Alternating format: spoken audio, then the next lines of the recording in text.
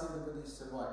இந்த ராசிக்கு கிரகங்களோட போக்கு இன்னைக்கு எப்படிப்பட்ட வாய்ப்புகளை கொடுக்குது அப்படின்னு பார்க்கலாம்.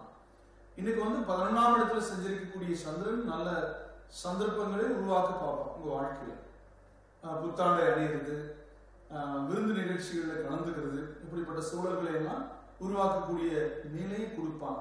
ஆக இன்னைக்கு நண்பர்களோட உறவினர்களோட மகிழ்ச்சி கொடுக்கும். பலவீனங்கள் அகன்று ஒரு மன மகிழ்ச்சி ஏற்படக்கூடிய நாளாக எடுத்துக்கலாம். இன்னைக்கு அஸ்வினி நட்சத்திரக்காரங்க நீங்க வெளியூர் பிரயாணத்தின் போது ஒரு முக்கியமான ஒரு இடத்துக்கு போறதுக்கு பிளான் பண்ணி போவீங்க.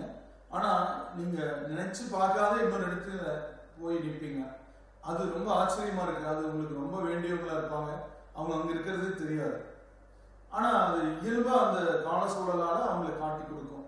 ரொம்ப அதை விட கூடுதல் மகிழ்ச்சி உங்களுக்கு பெறுவீங்க. இன்னைக்கு விநாயகரை வழிபட்டு போக எந்த ஒரு தடைகளும் இருக்காது. பரணி நட்சத்திரத்துல பிறந்தவங்களுக்கு இன்னைக்கு பங்காளி உறவுகளோட சில பேச்சுவார்த்தைகளை எடுப்பீங்க. அந்த பேச்சுவார்த்தைகள் சுமூகமா முடிய நீங்க வழிபடக்கூடிய தெய்வமா துர்க்கை அம்மன்.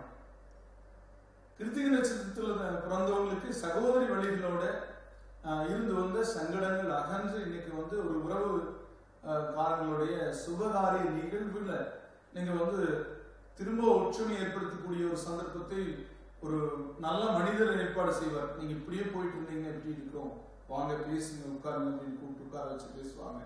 அப்போ அந்த ஆனந்த கண்ணீர் வெளிப்படக்கூடிய நாளாக எடுத்துக்கலாம். நீங்க அம்மனை வழிபடுங்க.